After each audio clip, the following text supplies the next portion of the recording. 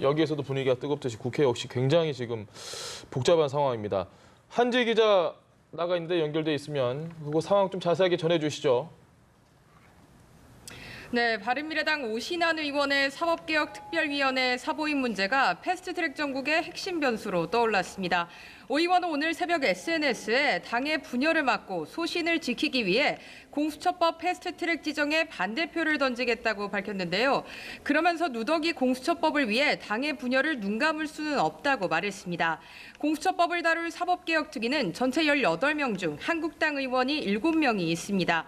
때문에 패스트트랙에 올리기 위해서는 나머지 당 의원들이 전부 다 찬성을 해야 하는 상황인데요.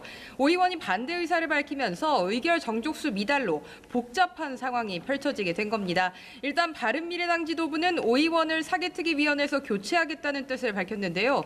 손학규 대표는 오 의원이 올린 SNS 글에 대해 나는 반대표를 던질 테니 사보임을 해달라고 요청한 것으로 보인다고 말했습니다. 오 의원은 언론에 보낸 문자를 통해 사보임을 강행한다면 그것은 당의 독재라며 단언코 사보임을 거부한다고 밝혔습니다.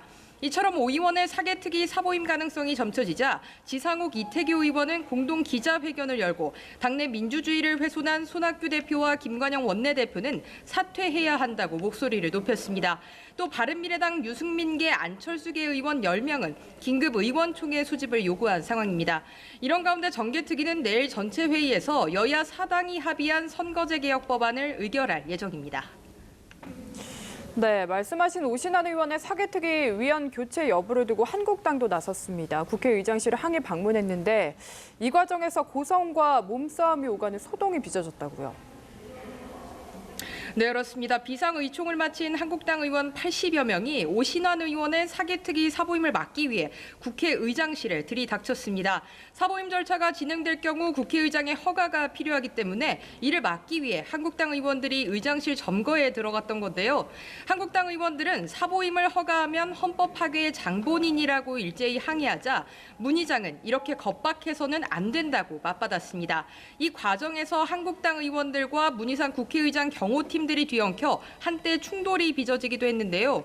결국 문 의장은 한국당의 거친 항의에 쇼크 증세를 보이면서 지금은 국회 인근 병원에서 안정을 취하고 있는 상태입니다. 한국당은 문 의장이 의장실을 벗어나려는 과정에서 이미자 의원에게 불미스러운 신체 접촉을 했다며 문 의장을 성희롱, 성추행 혐의로 고발 조치하겠다고 밝혔는데요.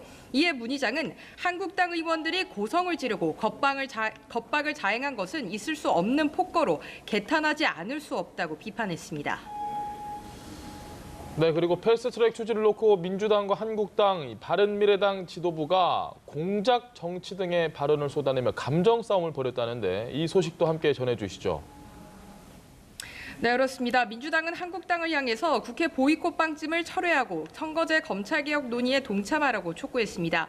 홍영표 원내대표는 한국당이 패스트트랙에 극렬하게 반대하는 건 한국당이 김학의 사건 재수사, 세월호 진상규명, 5.18 민주화운동의 새로운 진실 등을 은폐하기 위함이 아닌지 의심스럽다고 말했는데요.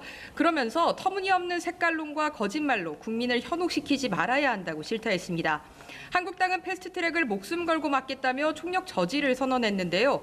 어젯밤부터는 국회 본회의장 앞에서 철야 농성을 하고 있고 오는 27일에는 광화문에서 또다시 대규모 장외 집회를 열 계획입니다.